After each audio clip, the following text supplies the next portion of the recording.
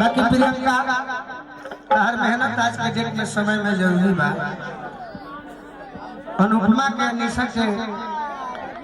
Down अगर हुई है तो तोहरे समय है तो देह के चुरावा मौत का भाई बता उपरवार भइल बा ना बुखार भइल बा ए छौड़ी से पूछे कर प्यार भइल बा। सही बात विकी तिवारी से अनुपमा अगर ना भी तहरा से तो बस कौन बोला अब तू समझ ली है तो बोल रहे सुना अनुपमा तो भी हम ना अननिशा तो भी हम लेकिन तो ऐसा मेहनत करो कि आज मंच के प्रोग्राम जब होके तो तोहरो नाम दर्ज होके जीवन में हम ही मेहनत हमारा से करो धीरे धीरे हम बुढ़ाई जाते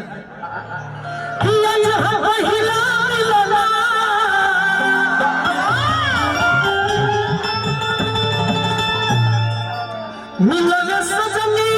के सजना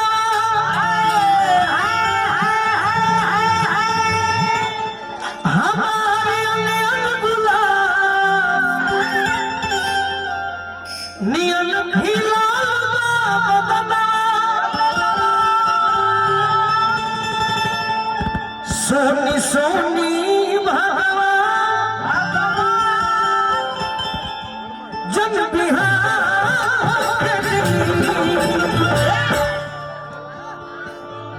पवन सिंह जी से अच्छा गायक आज के डेट में भोजपुरी में कोई नहीं है। अगर वो इस मंच पर रहते मैं प्रचारक बनकर नहीं हूँ लोग मेरा गीत गाए मुझे ये खुशी है लेकिन अगर वो रहते तो वो गाते जानती हो क्या पूछो सनहिया लगा उनकर जवाब देवे खातिर बड़े ट्रेंडिंग स्टार के सारी लाइन वो का कही हम इतना प्यार में अरे पिटाइल बानी नहीं मिलत बाबूजी के जोर से बाकी दोनों जने के जवाब बोलू राजा दी है अपने गीत से छोटू भैया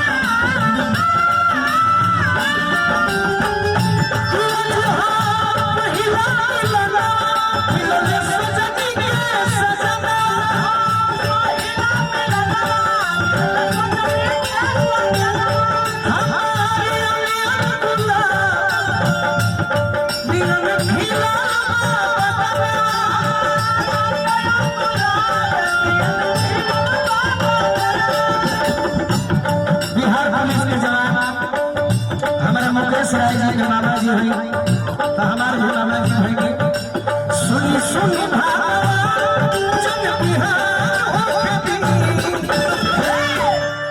भाव देखो सबकी नहीं है भाव बोलो कि सुनी सुनी अर्जुन लड़की कहते कि ये भगवान अरे किया राजा जी के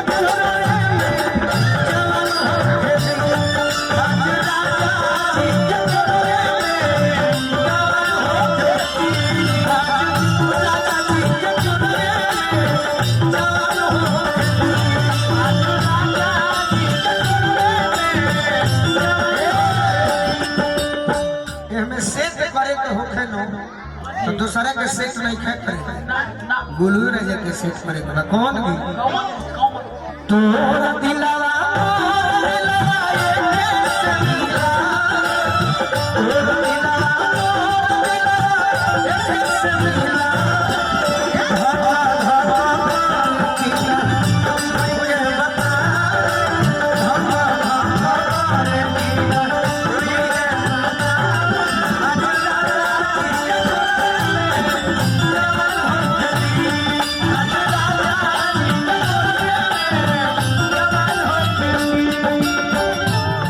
यह तो तहर दीवाना बड़े की आज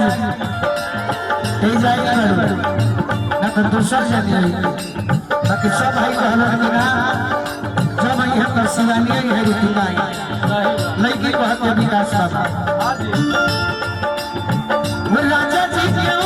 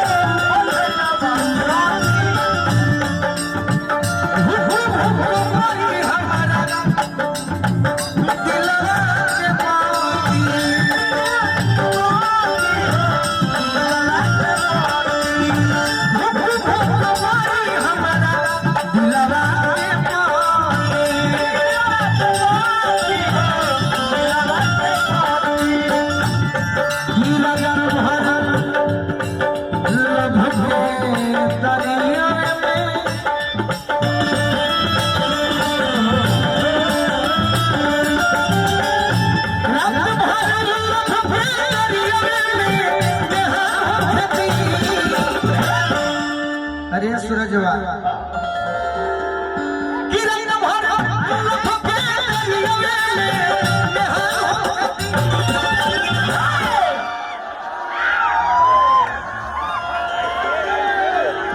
तैयारी में रह हाँ भाई तारा बुझा तो कि के बा तारा बुझा तो कि तैयारी में रहे के बा ई रोज सिखाई भाव